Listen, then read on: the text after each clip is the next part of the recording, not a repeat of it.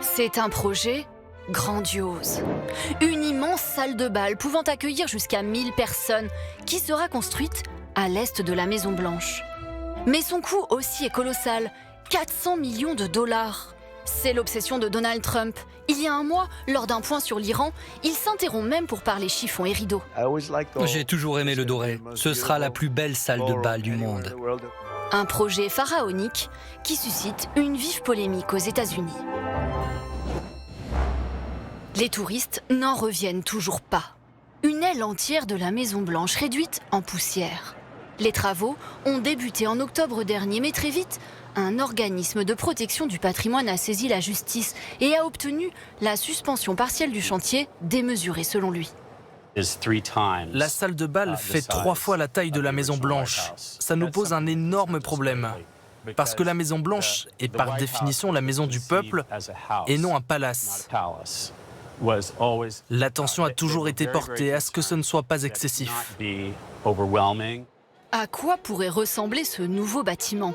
Sur la base des plans, nous l'avons modélisé, le voici.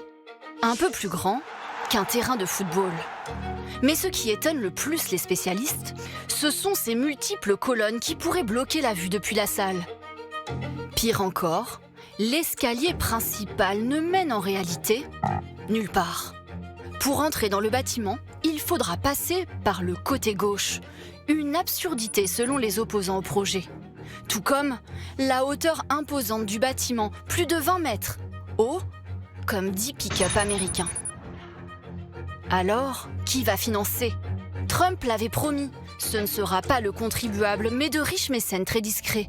Sous la pression, la Maison-Blanche a reconnu qu'Apple, Amazon ou Google avaient mis la main à la poche. Mais lors d'un dîner en leur honneur en octobre dernier, la plupart des donateurs restaient loin des caméras. On vous célèbre ce soir parce que vous avez donné d'énormes sommes d'argent. Sur les rares photos de la soirée, nous avons toutefois identifié un magnat du pétrole, mais aussi le vice-président d'un des leaders du tabac, ou encore l'ancien directeur de Marvel, l'éditeur des super-héros. Mais la plupart ont requis l'anonymat, comme une mystérieuse société de métallurgie. Une entreprise d'acier m'a dit « Monsieur, je voudrais faire don d'acier pour votre salle de bal. » Et j'ai dit « Merci, c'est gentil. » Il y en a pour 37 millions de dollars. Selon les révélations du New York Times, il s'agirait en réalité du géant de l'acier, ArcelorMittal.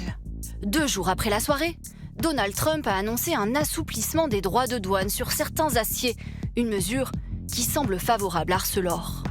Contacté, le groupe sidérurgique n'a pas souhaité faire de commentaires. Pour cette ONG, ces dons anonymes pourraient générer des conflits d'intérêts.